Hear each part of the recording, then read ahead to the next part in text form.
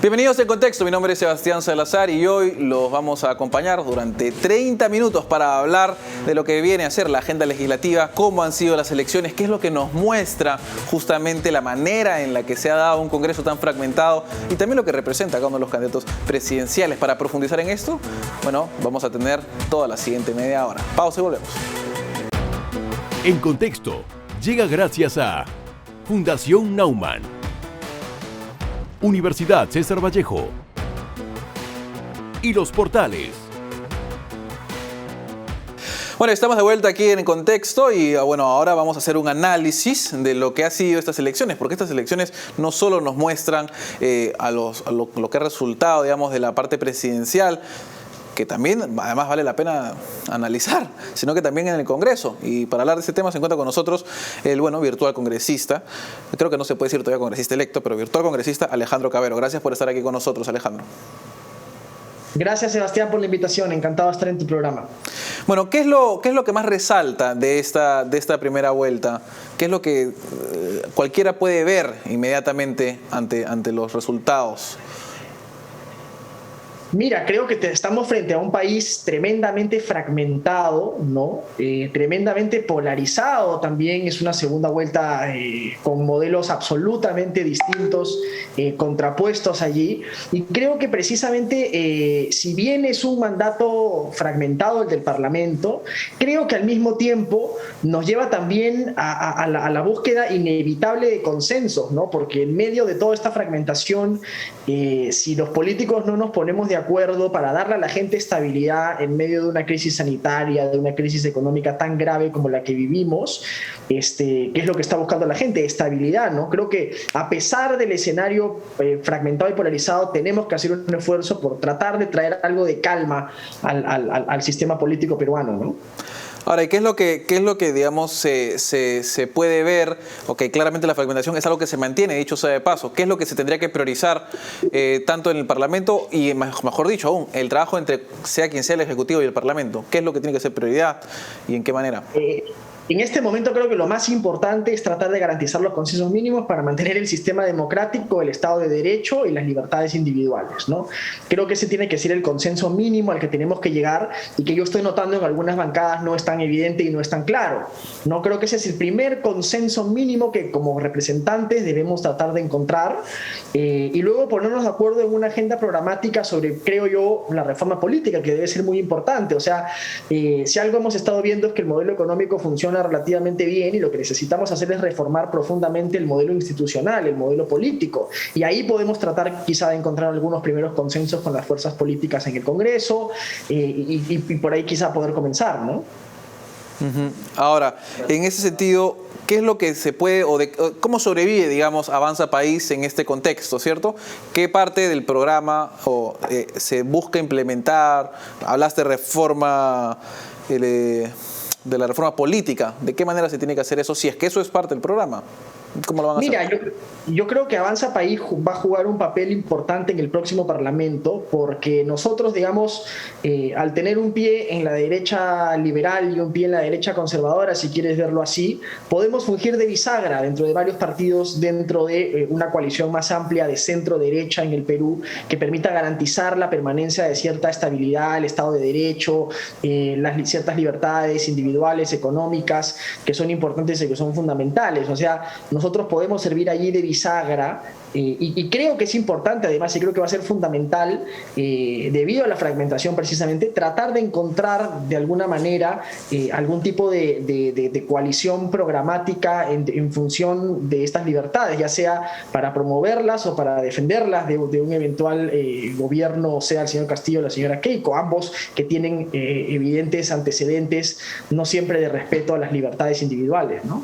De acuerdo. Y ahora, en ese contexto, tomando en consideración que hay bastante incertidumbre sobre quién va a ser y lo que significaría, dicho sea de paso, quién va a ser nuestro presidente o presidente, ¿qué se tiene que hacer para de alguna manera enfrentar a la pandemia desde el Congreso, si es que hubiera algo que hacer, ¿no?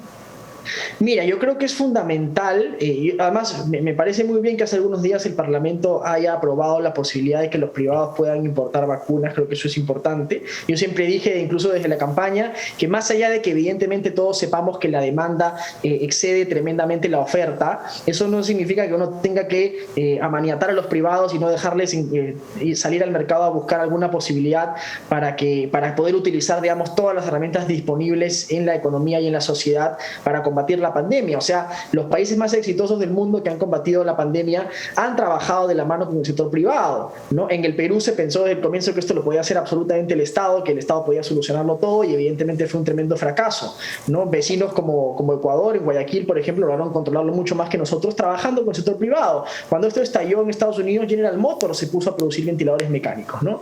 Acá en el Perú, digamos, siempre hemos pensado que el Estado puede arreglarlo todo y evidentemente ha sido un fracaso. Creo que desde el Congreso tenemos que dar las herramientas que sean necesarias para permitir que el sector privado participe de la manera más ágil posible y contribuya de la forma más rápida posible a vacunar a la gente, ya sea importando, distribuyendo, usando su cadena logística, para lograr vacunar a la mayor cantidad de personas lo más rápido posible, que finalmente es lo único que nos va a sacar de esta crisis sanitaria tremenda, ¿no? De acuerdo. Y ahora, en este contexto, se presenta también lo que estábamos hablando hace unos instantes, y es el modelo, ¿cierto? Se ha hablado bastante, y cuando ha salido el resultado de estas encuestas, es decir, pero estas elecciones presidenciales, que ha habido un gran sector de la población que no se ha tomado en cuenta, que ha quedado rezagado y que no ha estado incluido, digámoslo así, en este crecimiento tan sorprendente de los últimos 30 años. En ese caso, ¿hay una necesidad de reformar de forma drástica y completa el sistema político? Mira, una de las cosas que tenemos que reformar urgentemente es la descentralización, ¿no? Porque mucho se ha esgrimido de que Lima ha olvidado las provincias. Y en realidad, cuando uno ve la cantidad de recursos que se han destinado a las provincias y a las regiones del Perú durante los últimos años, son cantidades bastante considerables, ¿no? Y si uno ve las regiones donde hay más descontento, son regiones donde ya han gobernado estos modelos, esta suerte de modelos antisistema, ¿no? De izquierda, Cajamarca, Arequipa, el Cusco, ¿no? Y con gobernadores además que están acusados por corrupción, el señor Goyo Santos, el señor Acurio, el señor Cáceres Yica, tenemos también al gobernador de Ancash, preso César Álvarez, el ex gobernador de Ancash. Ancash además es una región con tantísimo canon minero, ¿no? Y de hecho, según un informe del Comercio hace algunos días, las regiones han devuelto dinero proveniente del canon durante los últimos años por más de 5.000 millones de soles. O sea, realmente la gestión que están teniendo los gobiernos regionales está siendo desastrosa, está siendo corrupta, está siendo ineficiente y evidentemente está generando un tremendo descontento. Por eso creo que una de las primeras cosas que tenemos que abordar en el nuevo Parlamento es repensar la descentralización y cómo mejoramos la capacidad de gestión de los gobiernos para que puedan darle resultados a la gente, que finalmente es lo que no están haciendo muchos de estos gobiernos, ¿no? Y seguimos teniendo también además un sistema de salud y un sistema educativo tremendamente fragmentado, que también depende mucho de los gobiernos regionales, sobre todo en salud, y que están dándole pésimos resultados a la gente, ¿no? De acuerdo. Y en ese caso, tomando en consideración las propuestas de Avanza País, ¿hay algo que pueda rescatar, digamos, la bancada cuando se forme de Avanza País para trabajar con quien fuese el Ejecutivo? O sea, ¿hay coincidencia alguna en la cual se pueda tener con tal vez el plan de Keiko Fujimori o con el plan de Pedro Castillo? Mira, con el plan de Keiko Fujimori nosotros evidentemente rescatamos la defensa del modelo económico, que creemos que es fundamental, la defensa de la Constitución del año 93, no creemos evidentemente que necesitemos una nueva Asamblea Constituyente, no tenemos que tirar toda la basura para refaccionar las cosas que tienen que ser refaccionadas. De hecho, nosotros mismos estábamos proponiendo varias reformas a la Constitución, sobre todo en el modelo político, como te comentaba, ¿no? Y en esa defensa del modelo económico y de las libertades individuales, creo que coincidimos con el modelo de la señora Fujimori.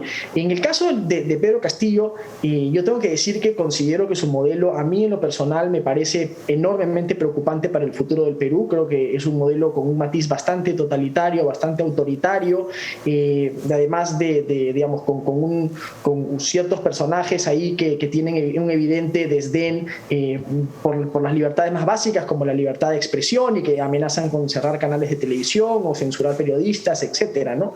Creo que eso es bien preocupante y tenemos que echarle mucho ojo, pero también entiendo que el voto que proviene para el señor Castillo es un voto de enorme descontento y de enorme protesta, en parte por lo que hemos conversado, que tiene que ver con la tremenda ineficiencia de los gobiernos regionales a lo largo de los últimos años, pero también con una cosa que nosotros veníamos diciendo desde la campaña, que es que hoy día tenemos al 70% de los peruanos excluidos de poder participar en igualdad de condiciones de la economía y mercado. Tenemos 70% de informalidad y tenemos un sistema formal estatal diseñado solo para el 30% de los peruanos que tienen el capital y la productividad para poder costearlo. Eso al final es un sistema mercantilista tremendamente excluyente y que demuestra que el Perú tiene dos países en paralelo, donde 70% de los peruanos no respeta el derecho que emana del Estado, ¿no? Entonces, hay que digamos, comprender que este es un voto de protesta de ciudadanos que están buscando no solamente defender el modelo económico, sino hacer reformas profundas y estructurales que permitan incluir a este 70% de ciudadanos en la economía de mercado formal. ¿Cómo?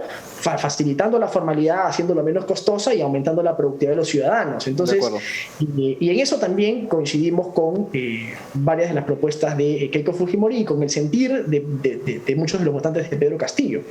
De acuerdo. Justamente, y antes tal vez de irnos a la pausa, quería hacer, digamos, el símil o la comparación, porque hay mucha gente que no está contenta y que ha votado por Pedro Castillo de alguna forma, y hay muchas personas, si mal no recuerdas, de la generación del Bicentenario que salieron a protestar, ¿cierto? Durante la toma de poder del expresidente Merino. En ese contexto, tomando en cuenta este movimiento, podría pensarse que tal vez estos jóvenes, entre los cuales me asumo que tú calzas, por lo menos etariamente, puedan de alguna manera controlar a quien sea por medio de protestas, por medio de manifestaciones, a quien salga presidente. Eso te lo dejo para después de una pausa.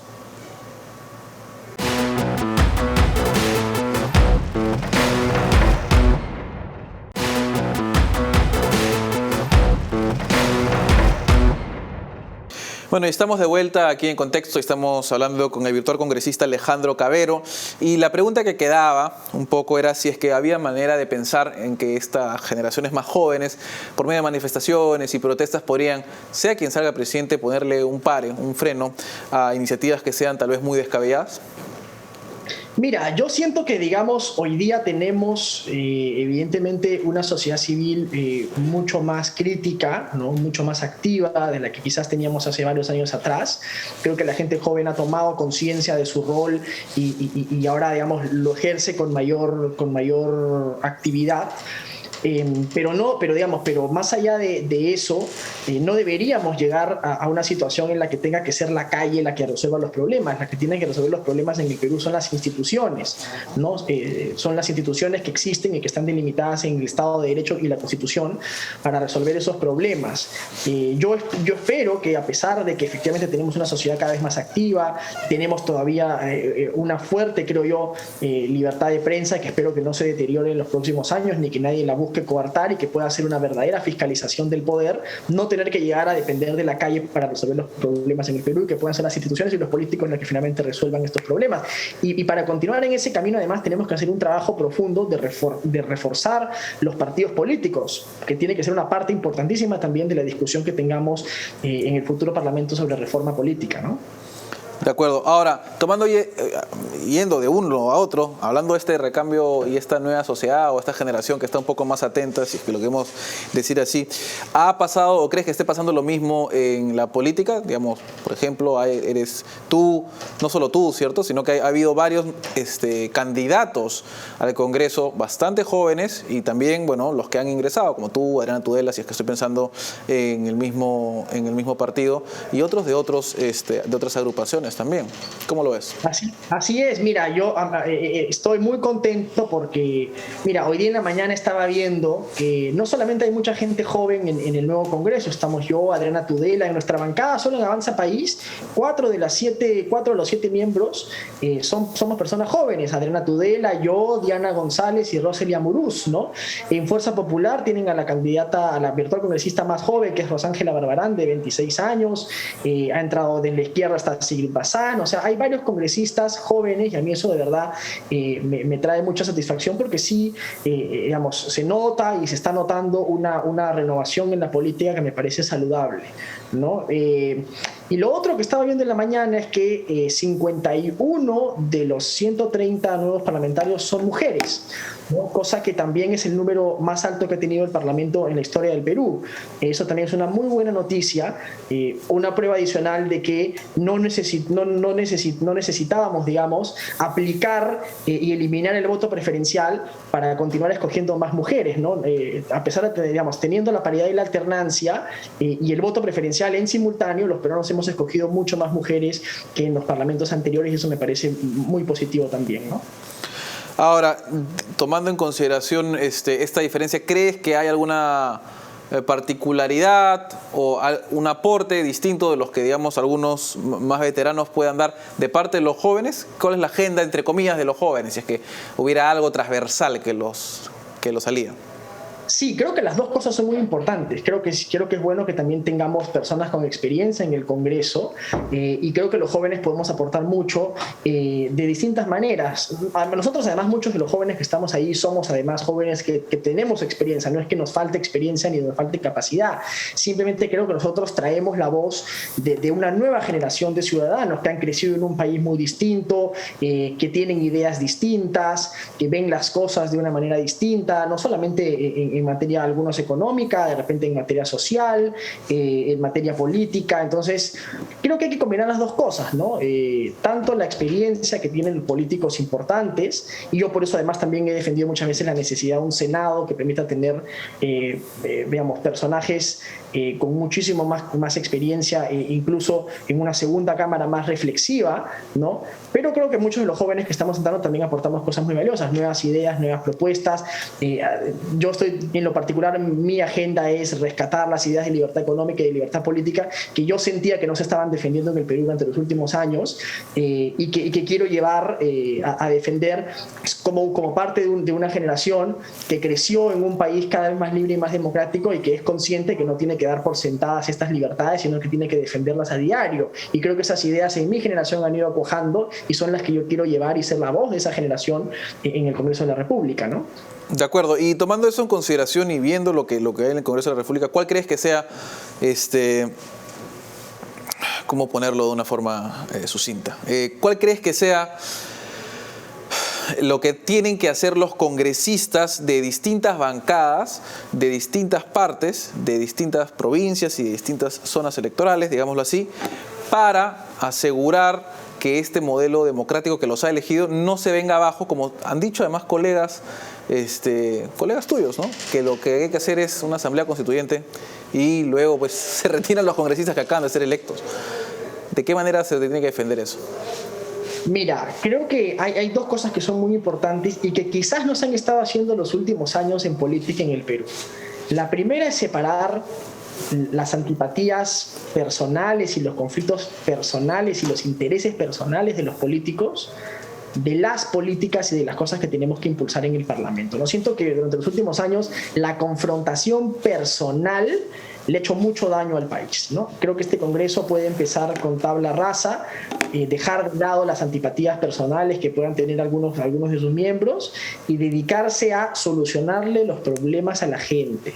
O sea, una de las grandes causas del desprestigio parlamentario no solamente es la constante confrontación, muchas veces personalizada, sino también la defensa de intereses particulares y olvidarse que los parlamentarios están ahí para resolverle el problema a los ciudadanos. Parte del voto de protesta enorme también es porque el Parlamento se ha dedicado a agendas absolutamente accesorias que no son la agenda de los verdaderos problemas que tiene el país. Y seguimos hoy día ignorando problemas estructurales y medulares, como por ejemplo la informalidad, que ha sido el gran elefante en la habitación con el que nos hemos de una u otra manera acostumbrado a vivir en el Perú, y que no significa otra cosa que tener dos países en paralelo. Eso es una tremenda, además de problema económico, fractura social en el Perú que nadie está viendo, nadie ha querido ver y nadie está planteando una agenda para resolverlo de manera concreta.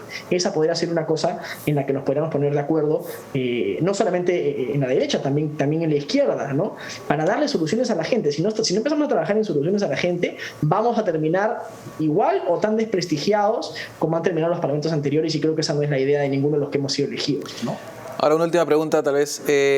¿Cuál es la chamba del político, el que sea, ahora justamente iniciando este bicentenario? Mira, como parlamentario, cada político, digamos, tiene su propio rol. Los parlamentarios tenemos que legislar, fiscalizar y representar, ¿no?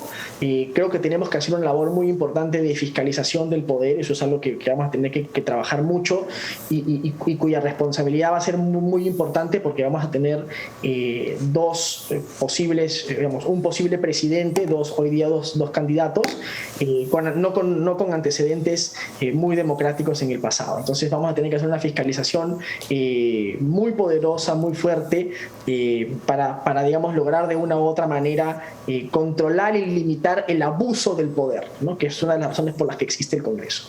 Tenemos que representar, evidentemente, también, y lograr canalizar de la mejor manera las demandas de los ciudadanos y las aspiraciones de los ciudadanos por resolver sus problemas, y tenemos que legislar, y evidentemente es fundamental allí ponernos de acuerdo, tener digamos, un equipo de gente técnica, dejarnos, por ejemplo, de estas cosas de leyes declarativas que no sirven para nada. Creo que es fundamental legislar en función de los problemas de la gente y en función de soluciones reales y técnicamente viables, ¿no? El Parlamento se ha vuelto una cuna de leyes declarativas y de leyes antitécnicas, y muchas de ellas declaradas inconstitucionales, ¿no? Tenemos que abandonar esa lógica y empezar a trabajar técnicamente, empezar a representar eficientemente y empezar a fiscalizar con mucho más contundencia, ¿no?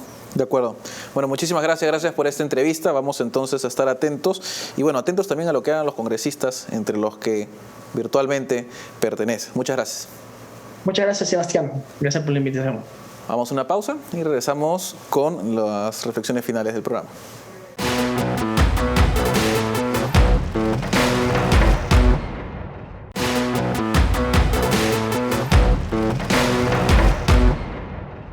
Bueno, estamos de vuelta con la reflexión final y como lo han visto, digamos, la agenda mínima, la agenda que se tiene que de alguna manera establecer es dar las garantías necesarias para que haya una estabilidad legislativa o jurídica, mejor dicho, en la cual se garanticen los derechos de todas las personas tales y como están, sin que haya avances que de alguna u otra manera impidan que las personas puedan defenderse ellas mismas y defender a sus empresas y a todo su trabajo.